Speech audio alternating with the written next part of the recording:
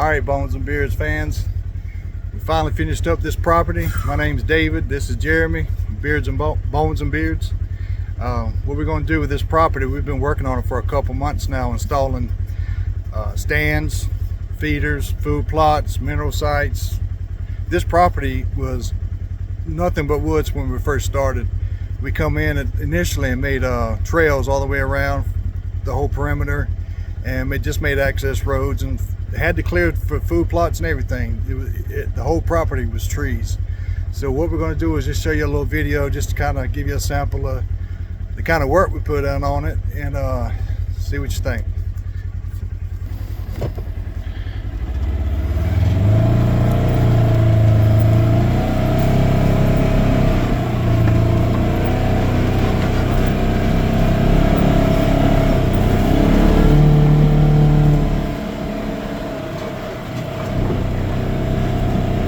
This road is going to our last food plot that we just left, but we're going to go around the whole place and we'll see it whenever we get to the end. Everything here was trees and vines and you name it. This area is kind of swampy. It's considered a floodplain in some parts of it, so it was a challenge. Everything we did, every step of the way, was a challenge. But as you can see right here, this is actually our entrance road coming in. This is the only entrance you have into the property.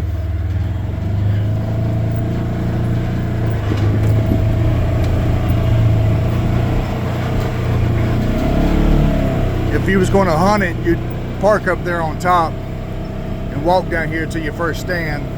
Actually, you would walk pretty much everywhere. You don't have to go too far for the first stand.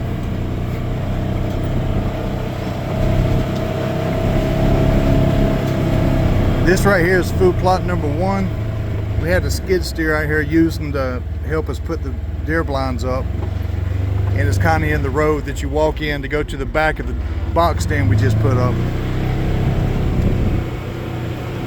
So all of this was nothing but woods when we first got here. We got a feeder down there, if you can see it. We got buckwheat planted, and we got a deer stand. It's a rut hut over there in the woods, just off inside the edge.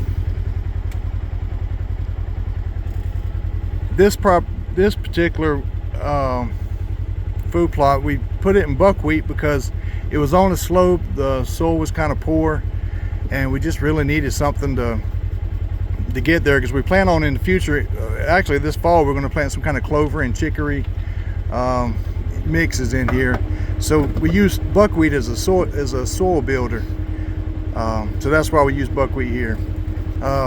Soil hadn't had anything done to it when we started. Like I said, this was full of trees. You can kind of see the trees were laid off. And those trees, it probably don't look like it on video, but they don't have the deer closed in. We left spaces for the deer to feel kind of safe, like they could have an exit to get out. And there's a creek to the bottom side. There's a creek to the bottom side. Yeah, there's at the other side of the food plot, there's actually a creek on the bottom. Some of these roads are, well, they're not tight. They just, since we started working on this property in February, didn't have any limbs or anything in the way. Since the spring's come and we've gotten a little bit of rain, we're in a bad drought right now. I think about last week and a half, we got maybe 2 inches of rain, but that's about all we've had all year for the most part, or since the spring anyway. It is super dry. It's dry everywhere in North Carolina right now, and in South Carolina. We're actually near Lancaster, South Carolina. But like I said, this road that we're on is basically a perimeter road. It goes around the entire perimeter. We don't really have roads cutting through. We're trying to leave some safe places for the deer to go. This is the furthest right property line. That little squirrel of the property. We're coming up on food plot number 2. We planted this one in cereal rye.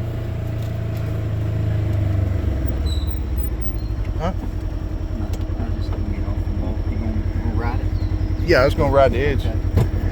Okay. We planted this in cereal rye. We put that box stand.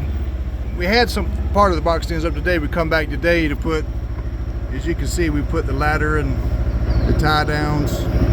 We anchor them on all four sides, on all four legs, and we also put the ratchet straps and T-posts on the bottom to kind of anchor.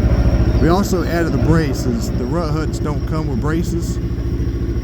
They're just kind of screwed in, but we didn't really like that, so we put elevator brackets. We just like that better. We feel more secure with that, so that's what we did.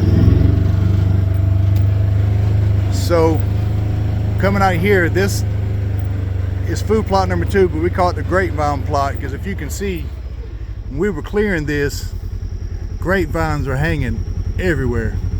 Maybe, I don't know if you can see it in the pictures or video or not, but those grapevines, when we were trying to take these trees out, we had an excavator taking them out up by the roots. It was a job.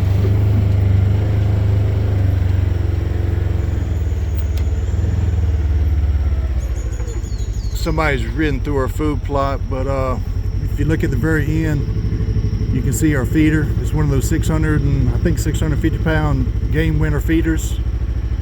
We put 3 of them together to go at each food plot. Now, typically, we don't drive down the middle of the road or the middle of the food plot. This was not supposed to be a road, but somebody drove on it, so we made it a road.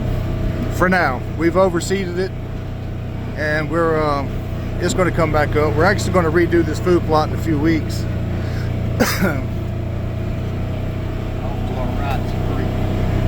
Off to our right, there's a creek. Can't really see it, it's kind of grown up. But just over that, past that little thick stuff is a creek. As you can see, this property, it doesn't have a lot of thick underbrush. It's got some underbrush, but it's got small trees, some bigger trees, but it don't really have the bedding area that you need. This winter, we're going to try to come in and do some hinge cutting and hack and squirt, which is another method. If you hadn't heard about it, we can show you in another video, where we can open up the canopy a little bit and have some undergrowth growing so the deer have somewhere to bed. This is the back side of that first food plot. This property is not square. It's kind of a funky shape, actually. I'd probably say it's kind of like a peanut, maybe. But I'm going to go through here because this property at one time was, I guess it holds water pretty good. long time ago, somebody has built drain ditches, and so sometimes we've come across these big ditches, and I'm just going to get off real quick and show you. This is what we built to get across the ditch to access the food plot where we first started. We said we were coming from. This goes to the other end of it, but you can see these ditches. And initially, when I went over there with the excavator, that was where we went through, but it's not accessible. It had water in it whenever we were digging, and it was super soft, and this side-by-side drain was down like 3 flat tires. And when I say 3 flat tires, I mean I was literally busted 3 rims in that hole. and we had this thing up on blocks and had to take 3 tires off. But because we cut so much wood, we just took it and made a bridge. Sometimes stuff happens, and it don't always go as planned. This property, all properties have their challenges. This property isn't any different. It wasn't any special. It definitely gave her a set of challenges, but sometimes you have to adapt to it and just keep going. This is when we first started the video and we were going away from a food plot I was telling you about. This is the other side of it, and if you can see, we have cereal rye on this plot also. We just got done with that deer stand down there. It's a box stand. Let me cut this off.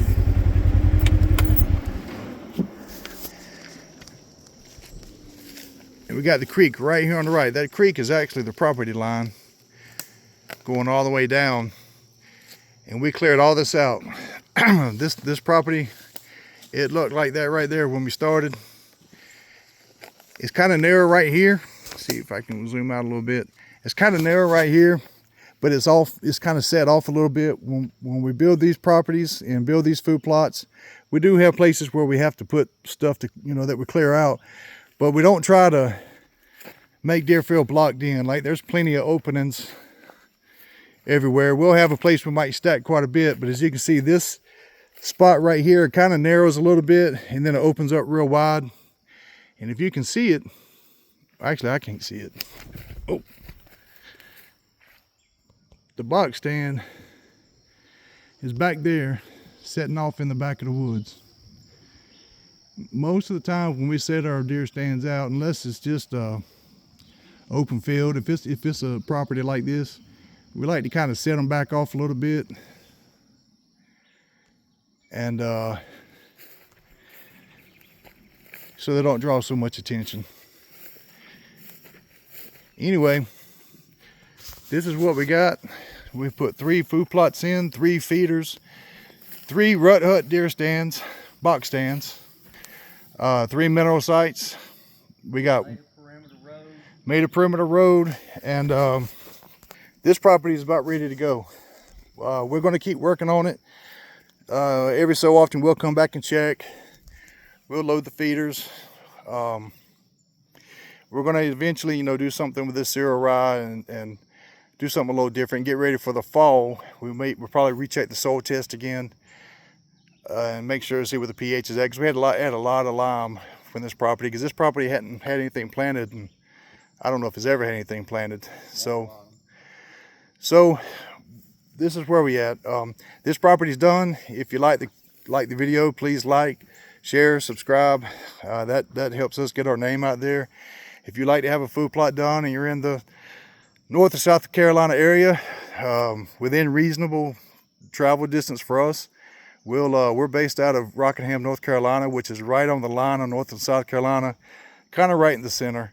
So if you're within reason, within range, we would love to come help you out and make your dream come true. You as a landowner, if you have a vision, we do everything we can to make your vision come true. So please like and subscribe. If you have any comments, please try to keep them constructive criticism.